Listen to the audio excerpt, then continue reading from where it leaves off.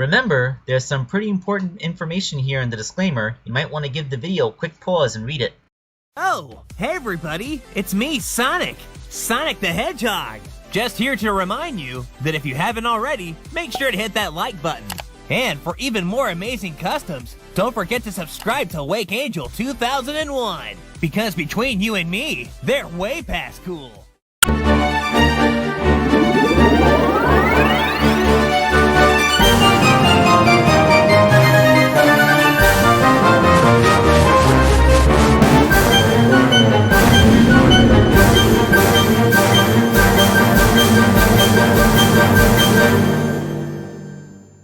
Hello out there, this is Wake Angel 2001, and before we get into the main meat of this video, I figured I would show off some of the Patreon minis that I finished making for the supporters who donated $10.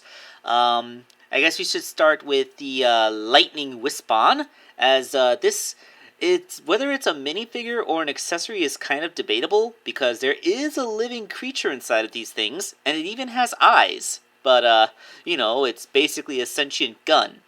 I guess there isn't anything too special about it. I just asked Korey for the 3D model, and then I printed it out in the proper scale, so that a Jazzwares figure will be able to hold it, and then I painted it, which, there's some crannies in there, so it's not like it was, completely just a no-brainer. I had to do stuff. But yes, if you have a Jazzwares Sonic figure equipped with an open holding thing hand, then you could totally hold it. So, there you go. And why did I use my Mario Sonic figure to demonstrate this? Why not? Don't you guys like fun? What's wrong with you? Why don't you like fun? You know, I'm not sure if we can be friends anymore. Okay, and then I also managed to finish another one. Here's two figures side by side. The one on the left is it's a fan character that I haven't finished painting yet. Hopefully she'll be done in the next couple of days. And the one on the right is an Amy Rose, complete with an original Amy Rose buck that I made in Tinkercad. This is specifically one that is supposed to have the upgrade accessory from Sonic Adventure. That is the first Sonic Adventure where she was actually playable. And it's that feather hair clip thing that allows her to do her hammer spin attack. There you go, and you have no idea how hard it was to actually find a reference. Apparently, nobody ever decided to just, take a picture of what this accessory looked like and post it up on the Mobiuspedia page or anything like that. Like, I actually had to go to YouTube, find footage of somebody playing the game, and then just, kind of pause it and try to get it from that. I could have dug up my old copy of Sonic Adventure, but I had to hook my Wii up to the TV because it's a GameCube game. I mean, I have the Dreamcast too, but then I had to dig into the back of my closet and you know what? That's just prohibitively difficult. But yeah, ultimately I got the feather band on the wrong side of her hair beret because, like I said, impossible to find a reference. Okay, so with that being said, let's get into Korey Sonic Fan's figure. Dr. Starline. Of course, there have been some updates in what's happened in the comic book since the last time I made the figure. As you may recall, in issue 3 of the Sonic the Hedgehog Bad Guys spin-off, my custom was actually featured. So, I take a certain degree of personal pride in that. But now that that special and the issues of the regular comic have had a chance to finish behind it, we actually have a conclusion to that storyline. So, we can just quickly follow up on what he did since I made my first custom of him.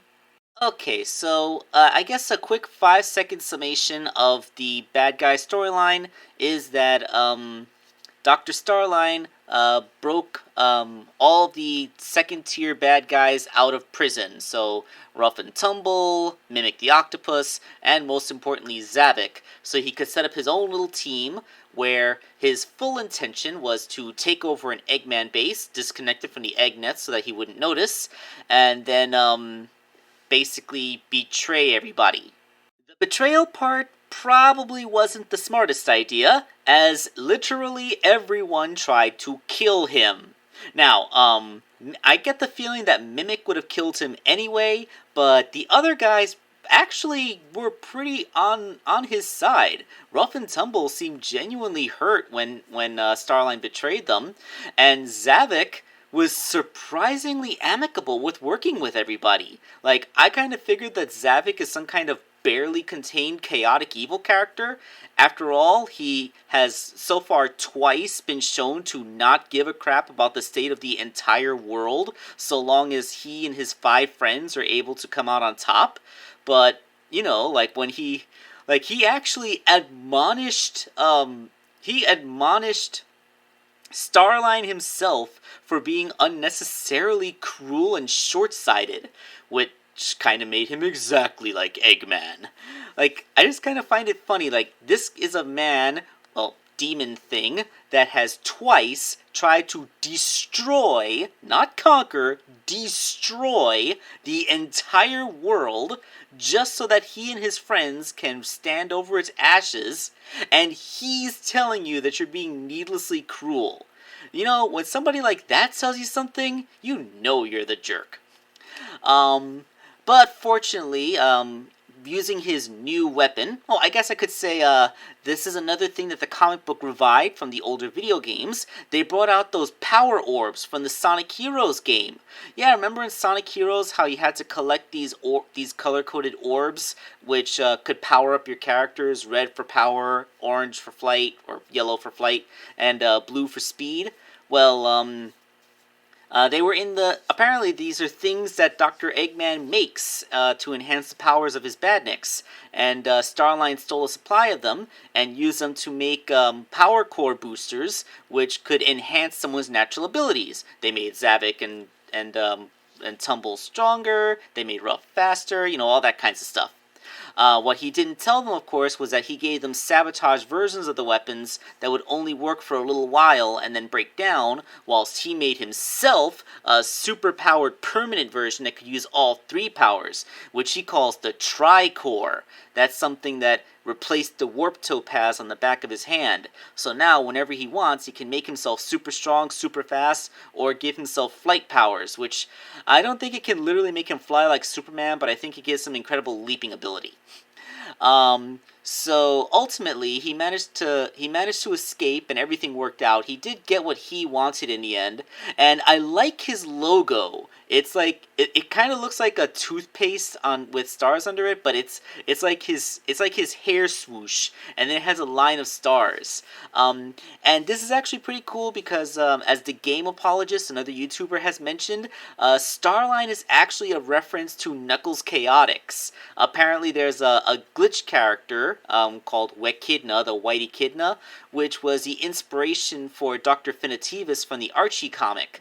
And since this guy was in turn inspired by Dr. Finitivus, they actually drew back on that Easter egg by picking the White Echidna's name. Apparently, if you manage to exploit the glitch and you pick the White Echidna, his name just shows up as a line of asterisks, and asterisks resemble stars. Starline. I actually found that to be pretty clever. Of course, he did make an appearance in a couple of issues of the comic after the Bad Guy special ended, like I mentioned. He basically tried to kidnap Tails for some reason, and in the end, although he failed, he managed to get away with some of Tails' hair, saying that that was a great accomplishment. So, everybody's pretty sure that Dr. Starline is going to try and clone Tails now, and yes, people are already making dirty jokes about it. Yes, the internet is a very strange and disturbing place, and I have been delving into it for the past 20-some-odd years, so I am in no place to judge. Alright, so with all that said and done, let's finally get to making the actual toy. Alright, so Korey is actually pretty cool in that he can provide his own 3D models for characters that don't exist. In his case, he actually made a full-on posable Dr. Starline 3D model, of which I took the head, hands, and feet. And instead of using a Jet the Hawk figure this time, I would use a Call of Duty Mega Construx minifigure. So this is a Starline that uses no pieces of an actual Sonic figure, just a Call of Duty Mega Construx and 3D printed parts. I did modify the figure a little bit. This is one of those ones that has a belt. I took the belt out and I shortened the waist peg so that the torso would go back together without that belt gap. But other than that, and cutting off the feet and sanding out the legs to be a little smoother so they don't have pant wrinkles anymore, it's mostly a stock Call of Duty minifigure body. Again, this is just a thing that's being used as a torso with limbs sticking out of it, and it's all the body parts that make it unique. Although I did drill into Starline's head and sand out the soldier's head and stuck it in there, so it would be able to use the original neck ball joint. The torso is lightly modified. It's just sculpted to have his collar and chains and all that painted up to look like his two-tone Joker garb. And the head, completely 3D printed, although I did have to clean it up a little bit with a tiny bit of extra sculpting.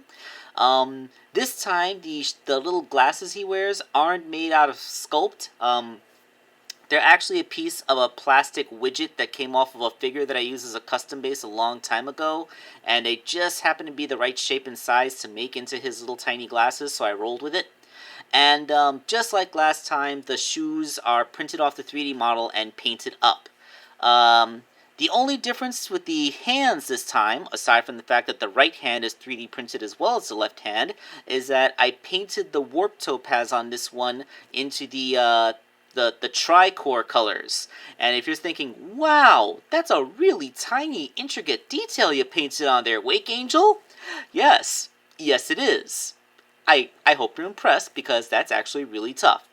Oh, and the way I sculpted his sleeves, he does still have wrist articulation. So both of his wrists are still able to rotate, even though there's sculpting over his forearms. Again, you're welcome, Korey. I am, in fact, amazing.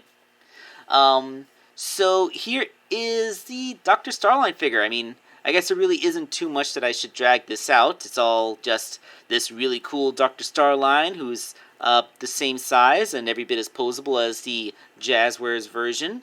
In fact, he has bicep swivels, so now he's a little bit more posable than the one I made out of the Jet the Hawk figure. And he has a ball-jointed head instead of a swivel head, so that's kind of cool too. And you know what? Let's compare the two of them. Here they are standing side by side. The one on the right of the picture is the one I made using Jet the Hawk. So the only parts of him that's 3D printed are the feet and his left hand, while the one with the 3D printed head and no Sonic parts is on the right. So, you know, like, you guys let me know in the comments if you think Korey's 3D printed model head looks better, or if you like the one that I used making that Jet figure. Just keep in mind, if you want one based off of a Jet figure, you're actually going to have to hunt down a Jet figure, which could be pretty expensive these days. So the one on the left has the advantage of being made with much cheaper base. Alright, so I guess any more than that is just kind of milking it. So thank you all for watching this video. This is Wake Angel 2001 signing off.